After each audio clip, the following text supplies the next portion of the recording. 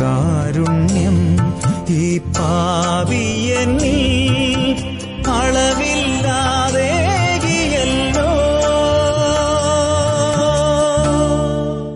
അപ്പൻ്റെ പേര് മകന് കിട്ടുന്നത് പോലെ, ഭർത്താവിൻ്റെ പേര് ഭാര്യയ്ക്ക് കിട്ടുന്നത് പോലെ. പിന്നെ അപ്പൻ്റെ പേര് കിട്ടിക്കഴിഞ്ഞാൽ, പേര് കിട്ടി എന്ന് പറഞ്ഞ് നടന്നിട്ട് കാര്യമില്ല, അപ്പൻ്റെ പേര് കളയരുത്.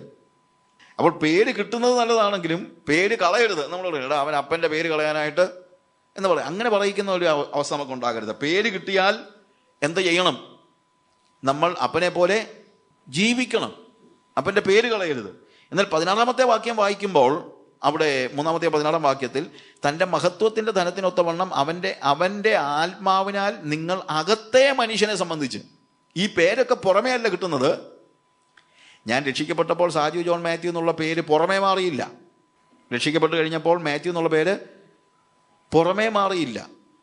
വീണ്ടും ജനിക്കുന്ന ആൾ പുറമേ പേര് മാറ്റുന്നതിനകത്ത് മാത്രമൊന്നും അർത്ഥമില്ല. ഇതെല്ലാം ഡീല് ചെയ്യുന്നത് ഇന്നർമാനുമായിട്ടുള്ള ബന്ധത്തിലാണ്, അകത്തെ മനുഷ്യനുമായിട്ട്. അപ്പോൾ ആത്മീയ കാര്യങ്ങളിൽ നമ്മുടെ പ്രാധാന്യമെല്ലാം ആരാണ്? അകത്തെ മനുഷ്യനുമായിട്ടുള്ള റിലേഷനിലാണ്. പുറത്തെ മനുഷ്യൻ്റെ പേര് മാറിയില്ല. പുറത്തെ മനുഷ്യൻ്റെ പേര് ഇപ്പോഴും എൻ്റെ പഴയ അപ്പൻ ആദാമിൻ്റെ പേരാണ് കിടക്കുന്നത്. When we are born into this world everybody belongs to Adam. നമ്മൾ ആഡമിക് നേച്ചറിൽ ജനിച്ചത് കൊണ്ട്, ആദാമ്യ വംശത്തിലാണ് നമ്മൾ ജനിക്കുന്നത് കൊണ്ട്, അടിസ്ഥാനപരമായി പറഞ്ഞാൽ നമ്മളെല്ലാം മിസ്റ്റർ ആഡമാണ്. പുറകോട്ട് ഇങ്ങനെ പേര് പുറകോട്ട് പറഞ്ഞു പോവുകയാണെങ്കിൽ, എൻ്റെ പേര് എന്താണ്, ID കാർഡ് വരുമ്പോഴത്തേക്ക് ചിലപ്പം എൻ്റെ വല്യപ്പൂപ്പൻ്റെ പേര് വരെ അവർ എൻ്റെ പേരിലൂടെ ചേർക്കും. പക്ഷേ ഇച്ചിരൂടെ പേര് പുറകോട്ട് പോകാൻ അവർക്ക് അറിയാൻ വയ്യാത്തതുകൊണ്ടാണ് പഴയ പേരിങ്ങനെ പറഞ്ഞു പോയ ഏറ്റവും ഒടുവിൽ എവിടം വരെ ചെല്ലും? ആദാം വരെ ചെല്ലും. അങ്ങനെ ഭൂമിയിൽ ജനിക്കുന്ന എല്ലാവരും അവരുടെ സർനെയും ശരിക്കും പറഞ്ഞു കഴിഞ്ഞാൽ എന്താണ്? ആഡം. പക്ഷേ വീണ്ടും ജനിക്കുമ്പോൾ, വീണ്ടും ജനനത്തിലൂടെ എൻ്റെ പുറമേ ഉള്ള മനുഷ്യനല്ല ഒരു പുതിയ പേര് കിട്ടുന്നത്. ആർക്കാണ്? മൈ ഇന്നർ മാൻ. അകത്തെ മനുഷ്യൻ ഒരു പുതിയ പേര് കിട്ടുകയാണ്. ആ അകത്തെ മനുഷ്യനാണ് ഇനിയിപ്പോൾ പ്രാധാന്യം അർഹിക്കുന്നത്, പുറത്തെ മനുഷ്യനല്ല. അതുകൊണ്ട് തന്നെ ഈ അകത്തെ മനുഷ്യന് വേണ്ടിയുള്ളതായിരിക്കണം നമ്മളുടെ എല്ലാ പ്രവർത്തനങ്ങളും. കാര്യം when we are born again, പിന്നീട് നമ്മളുടെ ജീവിതത്തിൽ എല്ലാം നമ്മൾ പുഷ്ടിപ്പെടുത്തേണ്ടത് ഈ അകത്തെ മനുഷ്യനാണ്. All effort need to be taken to strengthen the inner man. നമ്മുടെ ഒരു വലിയ പ്രശ്നം ഇന്നിപ്പോൾ ഇന്നർമാനെ കുറിച്ചുള്ള ചിന്ത നമുക്കില്ല. നമ്മുടെ അകത്തെ മനുഷ്യനെ കുറിച്ചുള്ള ഒരു ചിന്തയെ നമുക്കില്ല. നമ്മളെല്ലാം സംസാരിക്കുന്നതും പ്രസംഗിക്കുന്നതും എല്ലാം ഇന്നർമാനെ കുറിച്ചല്ല. പ്രത്യേകത മിക്കപ്പോഴും നമ്മൾ കേൾക്കുന്നത് വിന്നർമാനെ കുറിച്ചാണ്. എല്ലാവരും വിന്നർമാനാണ്, ആരും ഇന്നർമാനെ കുറിച്ച് ചിന്തിക്കുന്നില്ല. വിന്നർമാനെ എന്ന് ഉദ്ദേശിക്കുന്നത് ഇവിടെ വിൻ ചെയ്യുന്നതാണ്. അതല്ല എല്ലാവരും പ്രസംഗിക്കുന്നില്ല. You will win, you are going to be a winner man. പക്ഷെ ഇന്നർമാൻ എന്ത് ചെയ്യും? ഇന്നർമാനെ കുറിച്ച് പ്രസംഗിക്കാൻ. കാര്യം ഇവിടെ പൗലോസ് കൃത്യമായിട്ട് പറയാണ്, നിങ്ങളുടെ അകത്തെ മനുഷ്യനെ സംബന്ധിച്ച് ശക്തിയോടെ ബലപ്പെടേണ്ടതിന്. ആരെയാണ് നമ്മൾ ബലപ്പെടുത്തേണ്ടത്? പറ. ഇറ്റ് ഈസ് ഇന്നർ മാൻ, നമ്മുടെ അകത്തെ മനുഷ്യൻ. അതാണോ ഇന്നത്തെ എംഫസിസ്? സഭ എന്തിനാണ്? ദൈവം സഭയുടെ ദൗത്യം എന്താണ്? What should happen in the church? അതിലെ അംഗങ്ങൾ, അതിലെ വ്യക്തികളുടെ അകത്തെ മനുഷ്യനെ ബലപ്പെടുത്തുന്നതായിരിക്കണം. അല്ലാതെ സഭ എന്ന് പറയുന്നത് അവൻ്റെ പനി മാറ്റാനും മറ്റുള്ള കാര്യങ്ങൾക്കും വേണ്ടി മാത്രമുള്ള ഒരു കാര്യമാകരുത്. നമ്മൾ വരുന്നു, ഓരോരോ അസുഖമായിട്ട് വരുന്നു, വന്ന് സൗഖ്യം പ്രാപിച്ച് മടങ്ങിപ്പോകുന്നു. The church is not a hospital. അത് നിങ്ങൾ മനസ്സിലാക്കണം. ഈ സഭയിൽ നമ്മൾ ബലപ്പെടുത്തുന്നത് ആരെയാണ്? അകത്തെ മനുഷ്യനെ ശക്തിപ്പെടുത്തുവാൻ വേണ്ടി, അതിനുവേണ്ടിയുള്ള സകല പരിശ്രമങ്ങളും. ഗലാത്യ ലേഖനം 4-ാം അധ്യായത്തിൻ്റെ 21 മുതൽ 31 വരെയുള്ള വാക്യങ്ങൾ വായിക്കുമ്പോൾ അവിടെ പോള്, ഞാനത് എടുത്ത് പറയുന്നില്ല, അവിടെ 2 വ്യക്തികളെ കുറിച്ച് പറയുന്നുണ്ട്. ഒരു ഉദാഹരണമായിട്ട് ഒരു ടൈപ്പോളജിയാണ് അവിടെ ഉപയോഗിച്ചിരിക്കുന്നത്. ടൈപ്പോളജി എന്താണ്? ഇഷ്മായേലും ഇസഹാക്കും. ഇഷ്മായേലിനെ കുറിച്ചും ഇസഹാക്കിനെ കുറിച്ചും പറയുന്നു. ഇഷ്മായേൽ ഉണ്ടായി വർഷങ്ങൾക്ക് ശേഷമാണ് ആരുണ്ടാകുന്നത്? ഇസഹാക്ക് ഉണ്ടാകുന്നത്. പക്ഷേ ഇഷ്മായേൽ ജഡത്തിൻ്റെ സന്തതിയും ഇസഹാക്ക് വാഗ്ദത്ത സന്തതിയും എന്ന് അവിടെ ചിത്രീകരിച്ചിരിക്കുന്നു. അതുകൊണ്ട് ഞാൻ ടൈപ്പോളജി എന്ന് പറയാൻ കാര്യം, ചിത്രീകരിച്ചിരിക്കുന്നു. ഇത് ഏകദേശം നമ്മുടെ വിശ്വാസ ജീവിതവുമായിട്ട് ബന്ധപ്പെടുത്തി നമുക്ക് ആലോചിക്കാമെന്നാണ് പോൾ പറയുന്നത്. പൗലോസ് പറയുന്നത് നമ്മളുടെ ജഡപ്രകാരമുള്ള സന്തതി എന്ന് പറയുന്നത്, അതായത് നമ്മുടെ ശരീരത്തിൽ നമ്മൾ ദറ്റ് ഈസ് മീ. ഞാൻ ജനിച്ച ദിവസം മുതൽ ഇസഹാക്ക് എന്താണ്? വാഗ്ദത്ത സന്തതിയാണ്. അത് നമ്മുടെ ഇന്നർ മാനാണ്. അത് പക്ഷേ ഞാൻ ജനിച്ച് കുറേയേറെ വർഷങ്ങൾക്ക് ശേഷമാണ് ആരുണ്ടാകുന്നത്? ഇസഹാക്ക് ഉണ്ടാകുന്നത്. അതുകൊണ്ട് ആദ്യമൊക്കെ കുറച്ച് സ്ട്രോങ് ആയിട്ടുള്ളത് ആരായിരിക്കും? ഇശ്മായേലായിരിക്കും. അത് ശരിക്കും ഇസഹാക്കിൻ്റെ ഇശ്മായേലിൻ്റെ ചരിത്രത്തിൽ വളരെ കൃത്യമായിരുന്നു. ഇശ്മായേൽ ഇസഹാക്കിനെ ഉപദ്രവിക്കാൻ തുടങ്ങിയപ്പോഴാണ് എന്താണ് അവൻ്റെ മേൽ ബലം പ്രയോഗിക്കാൻ തുടങ്ങിയപ്പോഴാണ് സാറ എന്ന് പറഞ്ഞത് ഇശ്മായേലിനെ പുറത്താക്കണമെന്ന്. അബ്രഹാമിന് ആദ്യം പ്രയാസമായിരുന്നു. കാര്യം ഇശ്മായേലിനോട് അവന് ഒത്തിരി സ്നേഹമായിരുന്നു. അവൻ്റെ മോനല്ലേ അല്ലേ, അവന് സ്നേഹമായിരുന്നു. പക്ഷേ കർത്താവ് എന്ത് പറഞ്ഞു? നിന്റെ ഭാര്യ പറഞ്ഞ കാര്യത്തിൽ നീ അവളുടെ വാക്ക് കേൾക്കുക, ദാസിയെയും സന്തതിയെയും എന്ത് ചെയ്യുക? പുറത്താക്കുക. ഇശ്മായേലിനെ പുറത്താക്കുക. ഇശ്മായേലിനെ കൊന്നുകളയാൻ പറഞ്ഞില്ല, കൊല്ലാൻ പറ്റുകയില്ല, പക്ഷേ എന്ത് ചെയ്യണം? പുറത്താക്കണം. എന്തിനു വേണ്ടി? ഇസഹാക്ക് നിർബാധമായി വളരേണ്ടതിന് ഇശ്മായേലിനെ എന്ത് ചെയ്യണം? പുറത്താക്കണം. ഇത് ഒരു ആത്മീക യാഥാർത്ഥ്യമാണ്. ടൈപ്പോളജി ഒരു ആത്മീക യാഥാർത്ഥ്യമാണ്. എന്ത്? നമ്മുടെ വീണ്ടും ജനനത്തിലൂടെ നമുക്ക് ലഭിച്ച ഇന്നർമാൻ ശക്തിപ്പെടണമെങ്കിൽ ബോധപൂർവമായിട്ട് നമ്മുടെ ഔട്ടർമാൻ്റെ, അതായത് നമ്മുടെ ഇശ്മായേലിൻ്റെ, നമ്മുടെ ഔട്ടർമാൻ്റെ നീഡ്സും മറ്റുള്ള കാര്യങ്ങളും നമ്മൾ ബോധപൂർവമായിട്ട് അതിനെ പലപ്പോഴും പുറത്താക്കേണ്ടി വരും. നമ്മുടെ ശരീരത്തിൻ്റെ മോഹങ്ങൾക്കനുസരിച്ച് അത് പറയുന്നതെല്ലാം കേട്ടോണ്ടിരുന്നാൽ അത് പിന്നെയും ശക്തിപ്പെടും ഇല്ലേ? എൻ്റെ ശരീരം എന്നോട് ആവശ്യപ്പെടുന്നത്, എൻ്റെ ശരീരത്തിൻ്റെ എൻ്റെ ജഡത്തിനും അതിൻ്റെ മനോവികാരങ്ങൾക്കും എന്ന് പോളിവിടെ FS ലേഖനത്തിൽ പറയുന്ന പോലെ അതിനെല്ലാം ഞാൻ ആൻസർ ചെയ്തുകൊണ്ടിരുന്നു കഴിഞ്ഞാൽ എന്തു ചെയ്യും? നാച്ചുറലി ഞാൻ അത് കൂടുതൽ ശക്തിപ്പെടുമ്പോഴത്തേക്ക് എന്ത് ചെയ്യും? എൻ്റെ ഇന്നർമാൻ ക്ഷയിച്ചു പോകും. പക്ഷേ എൻ്റെ ഇന്നർമാനെ മാത്രമേ ഞാൻ ഫീഡ് ചെയ്യാവൂ. എൻ്റെ ഔട്ടർമാൻ ഈസ് എ റിയാലിറ്റി. പക്ഷേ അതിനെ ഞാൻ അതിൻ്റെ ക്രേവിങ്സ്, അതിൻ്റെ മോഹങ്ങൾക്ക് ഞാൻ എന്ത് ചെയ്യാൻ പാടില്ല? വളം കൊടുത്ത് വളർത്താൻ പാടില്ല. അതൊരു വലിയൊരു ആത്മീക യാഥാർത്ഥ്യമാണ്. വലിയൊരു ആത്മീക യാഥാർത്ഥ്യം. ഒരു വിശ്വാസി എപ്പോഴും പരിശ്രമിക്കേണ്ടത് എങ്ങനെ എൻ്റെ ഇന്നർമാനെ ശക്തിപ്പെടുത്താൻ കഴിയുമെന്നുള്ളതാണ്. എൻ്റെ ഔട്ടർമാൻ്റെ നീഡ്സ് ആർ ദയർ, പക്ഷേ ഇവിടെ ഒരു ക്രേവിങ് ആണ്. ഈ പിള്ളേർക്ക് നീഡ്സും ഉണ്ട്. പിള്ളേർ പക്ഷേ നീഡ്സ് ഒന്നും അല്ലല്ലോ. പിള്ളേർ കരയുന്നത് വാസ്തവത്തിൽ നീഡ്സിന് വേണ്ടിയാണോ? അല്ല. മമ്മി എനിക്ക് വിശക്കുന്നു, ഫുഡ് തരണമെന്ന് പറഞ്ഞൊന്നും പിള്ളേർ കരയാറില്ലല്ലോ. അവർക്ക് ആവശ്യമില്ലാത്ത കാര്യത്തിന് വേണ്ടിയേ പിള്ളേർ എന്ത് ചെയ്യത്തുള്ളൂ. പിള്ളേർ കരയുന്നത് നീഡ്സിന് വേണ്ടിയല്ല. ആണോ? നിങ്ങൾ തന്നെ പറ, നിങ്ങളുടെ പിള്ളേർ കരയുന്നതെല്ലാം നീഡ്സിന് വേണ്ടിയാണോ? ആണോ? അല്ല. അവരുടെ മോഹങ്ങൾക്ക് വേണ്ടിയാണ് പിള്ളേർ എന്ത് ചെയ്യുന്നത്? കരയുന്നത്. ശരിയല്ല ഞാൻ പറഞ്ഞത്? അതോ ഇവിടെ അങ്ങനല്ലേ? എല്ലായിടത്തും അങ്ങനെയാണ്.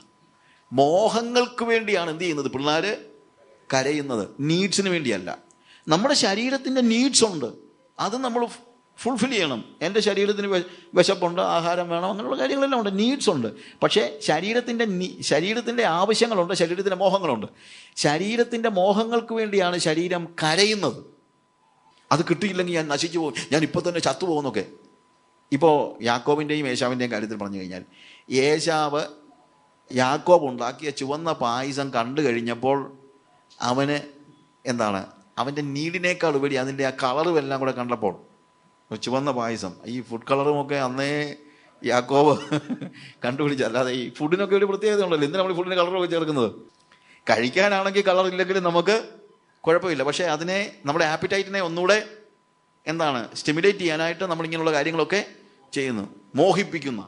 മോഹിപ്പിക്കാനായിട്ട്. അങ്ങനെ മോഹിച്ചത് കൊണ്ടാണ് അവൻ ആ പായസം ചോദിച്ചത്. പക്ഷെ അവൻ പറഞ്ഞതെന്നറിയാമോ? ഇത് കിട്ടിയില്ലെങ്കിൽ ഞാൻ ചത്തുപോകുമല്ലോ. അത് വെറുതെയാണ്. എണീറ്റ് നിന്ന് അനിയ ആ പായസം എനിക്ക് ഇച്ചിരി തരണവിടാന്ന് പറയാൻ തക്കവണ്ണമുള്ള ശക്തി ബാക്കിയുണ്ടെങ്കിൽ ഇപ്പം ഇത് കിട്ടിയില്ലെങ്കിൽ ഇവൻ ചത്തുപോകത്തൊന്നുമില്ല. പക്ഷേ അവനോട് അവൻ്റെ ശരീരം പറഞ്ഞത് ഇത് കിട്ടിയില്ലെങ്കിൽ ഇപ്പോൾ എന്ത് ചെയ്യും? ചത്തുപോകുന്ന. അതുകൊണ്ടെന്താ? അവൻ്റെ ഇന്നർമാനെ അവനങ്ങ് മറന്നു. പകരം അവൻ്റെ ഔട്ടർമാനെ അവൻ എന്ത് ചെയ്തു? പരിപോഷിപ്പിച്ചു. എന്താ സംഭവിച്ചത്? അവൻ്റെ ജീവിതം മുഴുവൻ നഷ്ടമായി പോയില്ലേ? ഇതേപോലെ നമ്മളുടെ ഔട്ടർമാൻ നമുക്ക് നൽകുന്നതായ ക്രേവിങ്സ് ഉണ്ട്. ആ ക്രേവിങ്സിന് നമ്മൾ ഒരിക്കലും ആൻസർ ചെയ്യാൻ പാടില്ല. നമ്മുടെ ജഡത്തിൻ്റെ ആ മോഹങ്ങളെ നമ്മൾ എന്ത് ചെയ്യരുത്? മോഹങ്ങളെ നമ്മൾ നിർവഹിച്ചു കൊടുക്കാൻ പാടില്ല. നിർവഹിച്ചു കൊടുത്താൽ പിന്നെയും ഈ പിള്ളേർക്ക് കരയുമ്പോൾ കാര്യം സാധിച്ചു കൊടുത്താൽ പിള്ളേർ മനസ്സിലാക്കും അതൊരു പുതിയൊരു ലാംഗ്വേജ് അങ്ങ് പഠിക്കുക. അപ്പോൾ കരച്ചിലിൻ്റെ ലാംഗ്വേജ് അല്ലേ? പിന്നെ എന്ത് ചെയ്യും? അതിന് വേണ്ടുന്നതെല്ലാം കിട്ടിയില്ലെങ്കിൽ എന്ത് ചെയ്യും? കൂടുതൽ കരയും. ഇതേപോലെ തന്നെ ഈ ഔട്ടർമാൻ്റെ ഒരു പ്രശ്നമാണ്. നമ്മളിത് സാധിപ്പിച്ചു കൊടുത്തു കഴിഞ്ഞാൽ, ഞാൻ പറഞ്ഞത് ഭക്ഷണം കഴിക്കുന്നതോ വസ്ത്രം കൊടുക്കുന്നതോ ഒന്നും അത് അത്യാവശ്യമുള്ള കാര്യങ്ങൾക്കല്ല ഞാൻ പറഞ്ഞത്. ജഡത്തിൻ്റെ മോഹങ്ങളെ നമ്മൾ ഒരിക്കൽ സാധിപ്പിച്ചാൽ പിന്നീട് അത് ലഭിക്കുന്നതിന് വേണ്ടി നമ്മളുടെ ഔട്ടർ മാൻ കൂടുതൽ ശക്തിയോടെ നമ്മളോട് കരഞ്ഞുകൊണ്ടിരിക്കും. അതുകൊണ്ട് ബോധപൂർവമായിട്ട് ഒരു എക്സ്ട്രാ നിലയിൽ കരഞ്ഞ് നമ്മളോട് ആവശ്യപ്പെടുന്ന നമ്മുടെ മോഹങ്ങൾ ഒരിക്കലും നമ്മൾ കേറ്റർ ചെയ്യാൻ പാടില്ല. അതൊരു ഡിസിപ്ലിനായിട്ട് എടുക്കണം. അങ്ങനെ ഡിസിപ്ലിനായിട്ട് എടുക്കുമ്പോൾ മാത്രമേ എന്ത് ചെയ്യാൻ പറ്റുള്ളൂ? നമ്മുടെ ഇന്നർ മാൻ എന്ത് ചെയ്യത്തുള്ളൂ? പുഷ്ടിപ്പെടുത്തുള്ളൂ. ഇനി സഭയിലും ഇത് നമ്മൾ മനസ്സിലാക്കണം. ഇപ്പം നമ്മൾ സഭയുമായിട്ട് ബന്ധപ്പെടുത്തിയാണ്. സഭയിൽ നമ്മൾ പ്രസംഗിക്കുകയും പഠിപ്പിക്കുകയും ചെയ്യേണ്ടത് ഔട്ടർമാനെ എങ്ങനെ പരിപോഷിപ്പിക്കാമെന്നല്ല, പ്രത്യുത എന്താണ്? ഇന്നർമാനെ എങ്ങനെ പരിപോഷിപ്പിക്കാമെന്നാണ്. അവിടെയാണ് ഇന്നത്തെ ചർച്ചസിന് പറ്റിയിരിക്കുന്ന ഏറ്റവും വലിയ പ്രശ്നം. ഞാൻ പറഞ്ഞല്ലോ, ശരീരത്തെ നോക്കണം, പക്ഷേ എന്നാൽ ആത്മാവിനെ കരുതണം. ശരീരത്തെ നോക്കണം എന്ന് പറയുന്നില്ല. ആഫ്രിക്കയിൽ ഞാൻ ഒരു ഗസ്റ്റ് ഹൗസിൽ താമസിക്കുന്ന, മിക്കവാറും മപ്പുട്ടയിൽ താമസിക്കുന്ന ഒരു ഗസ്റ്റ് ഹൗസിൽ ഒരു പ്രായമുള്ളൊരു അമ്മച്ചിയുണ്ട്, അമേരിക്കക്കാരിയാണ്. അവർ ഈ ഞങ്ങൾക്ക് അവിടെ റൂമും ഫുഡും എല്ലാം കൂടെ ഒക്കെ ഉണ്ടാക്കി തരും. അസംബ്ലീസ് ബോർഡുകാരിയാണ്. അപ്പോൾ അസംബ്ലീസ് ബോർഡിൻ്റെ അല്ല, പക്ഷേ അവർ അസംബ്ലീസ് ബോർഡുകാരിയാണ്. അവരൊരു മിനിസ്ട്രി പോലെ അത് ചെയ്യുന്നത്. And also we pay money, but still അവർക്കൊരു ഭയങ്കര സ്നേഹം. ഒത്തിരി പ്രായമുള്ള സ്ത്രീയാണ്, 80s, she's in her 80s. അപ്പം അവർക്ക് എൻ്റെ ബോഡിയുടെ ഒത്തിരി പ്രശ്നങ്ങൾ അറിയാം. കാര്യം ഞാൻ അവിടെ വെച്ച് ഒത്തിരി എൻ്റെ കിഡ്നി പ്രോബ്ലംസ് ഒക്കെ അവിടെ വെച്ച് ഉണ്ടായിട്ടുണ്ട്. അപ്പോൾ അതുകൊണ്ട് അവർക്ക് നന്നായിട്ട് അറിയാം. അപ്പോൾ അവരെപ്പോഴും എന്നെ കാണുമ്പോഴെല്ലാം പറയും, ഒരിക്കൽ ഡി എൻ മൂടി പറഞ്ഞൊരു കാര്യമുണ്ട്, ദൈവം എനിക്ക് ഒരു മിനിസ്ട്രിയും തന്നു, ഒരു കഴുതയും തന്നു. കഴുതെന്ന് പറയുന്നത് ശരീരത്തെക്കുറിച്ചാണ് പറയുന്നത്. അതുകൊണ്ട് എൻ്റെ മിനിസ്ട്രി നടക്കണമെങ്കിൽ എനിക്ക് കഴുതയെ കൂടെ നോക്കിയാലേ പറ്റുള്ളൂ. അതുകൊണ്ട് കഴുതയെ കൂടെ നോക്കിക്കോണം എന്ന് ഡി എൽ മൂടി പറഞ്ഞൊരു കാര്യം ഇവരെന്നെ ഓർപ്പിക്കും എപ്പോഴും. എന്നിട്ട് എപ്പോഴും പറയും, കഴുതയെ കൂടെ നോക്കിക്കോണം കേട്ടോ എന്ന് വെച്ച് കഴിഞ്ഞാൽ ശരീരത്തെ ഫുള്ളായിട്ട് എന്ത് ചെയ്യാൻ പാടില്ല, അവഗണിക്കരുത് എന്ന് എന്നെ ഓർപ്പിക്കാൻ. ഞാൻ അത്ര കെയർഫുൾ അല്ല എന്ന് അവർക്കൊരു ചിന്ത ഉള്ളത് കൊണ്ട് അവരെന്നെ, ഈ പ്രായമുള്ള സ്ത്രീയല്ലേ, അവരുടെ വാത്സല്യത്തിൽ ചെയ്യുന്നൊരു കാര്യമാണത്. അവർ വാത്സല്യത്തോടുകൂടെ തന്നെ പറയും, വളരെ ഇതായിട്ട് പറയും, കഴുതയെ കൂടെ don't forget your donkey, okay, കഴുതയെ മറന്നു പോകരുതെന്നൊക്കെ ഉള്ളൂ. പക്ഷെ കഴുതയെ തീറ്റിക്കൊണ്ടിരുന്നാൽ മിനിസ്ട്രി നടക്കത്തില്ല. ഇവിടുത്തെ പ്രശ്നം ഇപ്പോൾ കഴുതയെ തീറ്റുകയാണ് പ്രധാനപ്പെട്ട മിനിസ്ട്രി തന്നെ. ഇന്ന് പലരുടെയും മിനിസ്ട്രി എന്താണ്? കഴുതയെ തീറ്റുക. അത് വേണേൽ പറയും, ബ്രദറെ ദൈവം എനിക്ക് തന്നതല്ലേ കഴുത, എനിക്കിതിനെ നോക്കാതിരിക്കാൻ പറ്റുമോ? ഇത് മാത്രമേ ഇന്ന് നോക്കുന്നുള്ളൂ എന്നുള്ളതാണ് പ്രശ്നം. ഇന്നിപ്പോൾ മിനിസ്റ്റേഴ്സ് തന്നെ അവരുടെ ശരീരത്തെയും ശാരീരിക ആവശ്യങ്ങളെയും ഭൗമിക ആവശ്യങ്ങൾക്കും വേണ്ടി അതിനെ കേറ്റർ ചെയ്യാൻ അവരുടെ മിനിസ്ട്രി മറന്നുപോലും അവരെന്ത് ചെയ്യുന്നു? കഴുതയെ നോക്കണമെന്നുള്ളത് ശരിയാണ്, പക്ഷേ ഞാൻ ജീവിക്കുന്നത് എൻ്റെ കഴുതയ്ക്ക് വേണ്ടിയല്ല. ഞാൻ ജീവിക്കുന്ന ആർക്ക് വേണ്ടിയാണ്? കർത്താവിന് വേണ്ടിയാണ്. എനിക്ക് കർത്താവ് ഒരു ഔട്ടർ ബോഡി തന്നിട്ടുണ്ട്, പക്ഷെ ഒരു ഇന്നർ മാനെ തന്നിട്ടുണ്ട്. അതുകൊണ്ട് ശരീരത്തിൻ്റെ കാര്യങ്ങൾ നോക്കി നടത്താൻ വേണ്ടി മാത്രമല്ല ദൈവം എന്നെ ഈ ഭൂമിയിലാക്കിയിരിക്കുന്നത്. എന്താണ്? എന്നിൽ അവനെ ഒരു പുതിയ മനുഷ്യനെ സൃഷ്ടിച്ചു, an inner man. ആ ഇന്നർ മാൻ ശക്തിപ്പെടണം. അതിനുവേണ്ടിയാണ് ദൈവം സഭയെ ആക്കിയിരിക്കുന്നത്.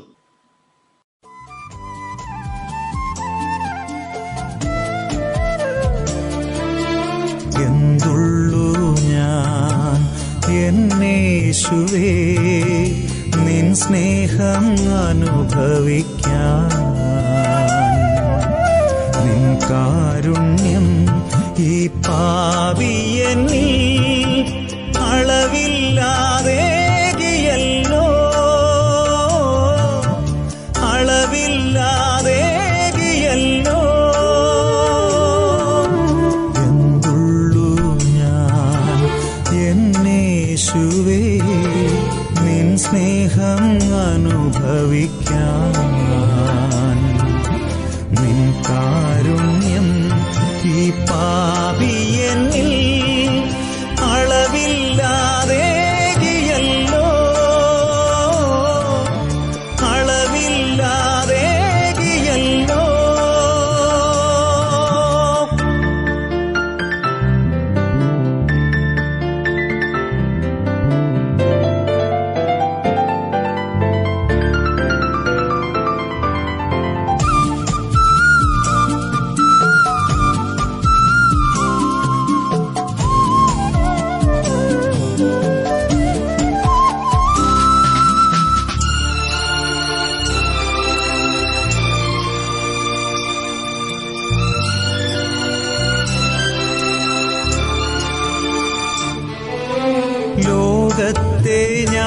ഞാനേറ്റം സ്നേഹിച്ചപ്പോൾ എത്രയോ ദുഃഖിച്ചു നീ, എന്നിട്ടും സ്നേഹിച്ചെന്നെ.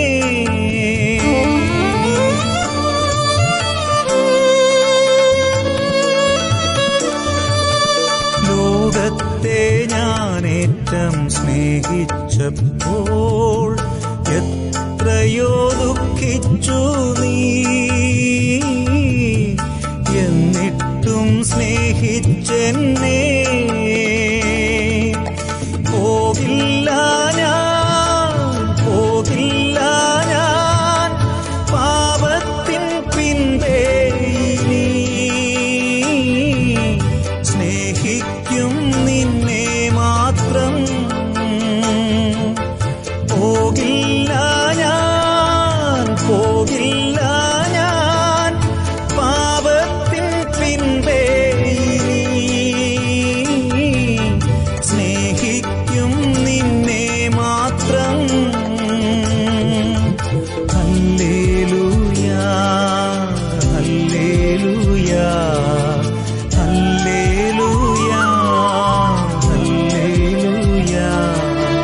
എന്തുള്ളൂ ഞാൻ എന്നേശുവേ, നിൻ സ്നേഹം അനുഭവിക്കാൻ. നിൻ കാരുണ്യം ഈ പാപിയനിൽ അളവില്ലാതെകിയല്ലോ, അളവില്ലാതെകിയല്ലോ.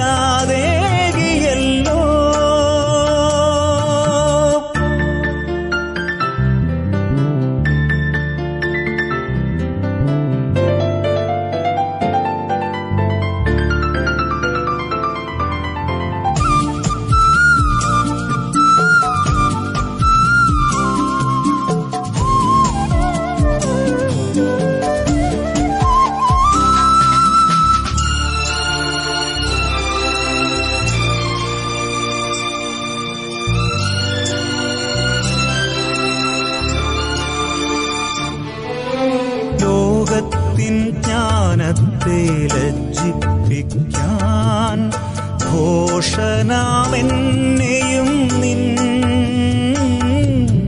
പാത്രമായി മാറ്റിയല്ലോ.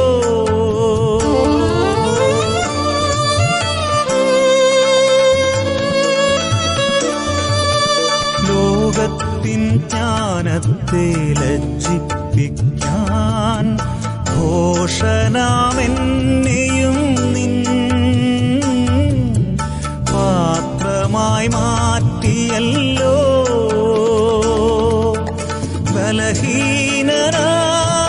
ബലഹീനനാമെന്നിലും നിൻ അഭിഷേകം പകർന്നുവല്ലോ. ശ്രേഷ്ഠനായി മാറ്റിയല്ലോ.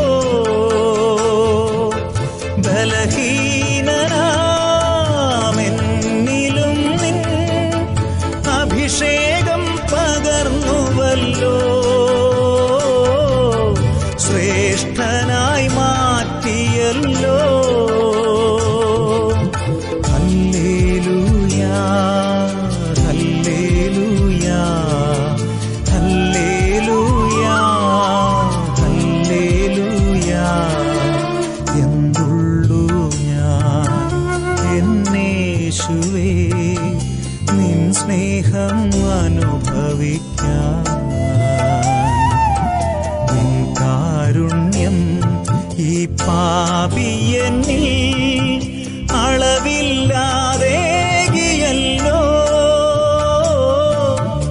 അളവില്ലാതെകിയല്ലോ. എന്തുള്ളൂ ഞാൻ എന്നേശുവേ, നിൻ സ്നേഹം അനുഭവിക്കാൻ.